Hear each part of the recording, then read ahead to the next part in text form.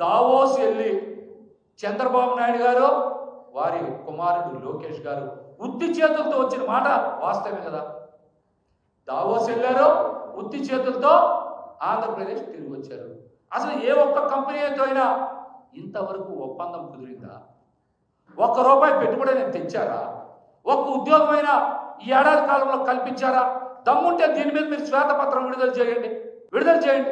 జగన్మోహన్ రెడ్డి గారు తెచ్చినటువంటి కంపెనీలు, జగన్మోహన్ రెడ్డి గారి పాలనలో అనుమతి పొందిన కంపెనీలని ఈరోజు మీరేదో కొద్దిగా మార్పులు చేర్పులు చేసి మీరే అవన్నీ చేసినట్టు ప్రచారం చేసుకుంటా ఉన్నారు.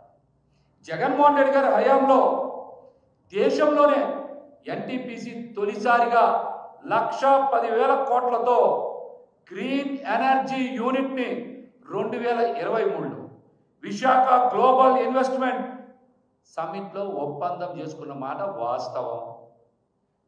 జగన్మోహన్ రెడ్డి గారి హయాంలోనే దేశంలో మొదటిసారిగా ఎన్టీపీసీ 1,10,000 కోట్ల రూపాయలతో ఒప్పందం చేసుకున్న మాట వాస్తవం. విశాఖ గ్లోబల్ ఇన్వెస్ట్మెంట్ సమ్మిట్లో దానికి అన్ని అనుమతులు జగన్మోహన్ రెడ్డి గారే ఇచ్చారు. అన్ని భూబదలాయింపులు గతంలో జగన్మోహన్ రెడ్డి గారే చేశారు. కానీ డప్పు మాత్రం చంద్రబాబు నాయుడు గారు కొట్టుకుంటున్నారు. దానికి డప్పు మాత్రం చంద్రబాబు నాయుడు గారు కొట్టుకుంటున్నారు.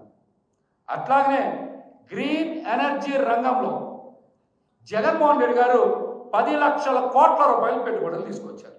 అవి కూడా చంద్రబాబు నాయుడు గారే తెచ్చుకున్నట్టు మళ్ళీ చెప్పుకుంటున్నాం. జగన్మోహన్ రెడ్డి గారి హయాంలో ఆ 10 లక్షల కోట్లు కాకినాడలో గ్రీన్కో, షిరిడి సాయి ఎలక్ట్రికల్స్, అలాగనే జగన్మోహన్ రెడ్డి గారు దావోస్ పర్యటనలో అర్సల్ మిట్టల్ గ్రూప్ ద్వారా అనకాపల్లిలో స్టీల్ ప్లాంట్ ఇవన్నీ తీసుకొచ్చింది జగన్మోహన్ రెడ్డి గారే కదా.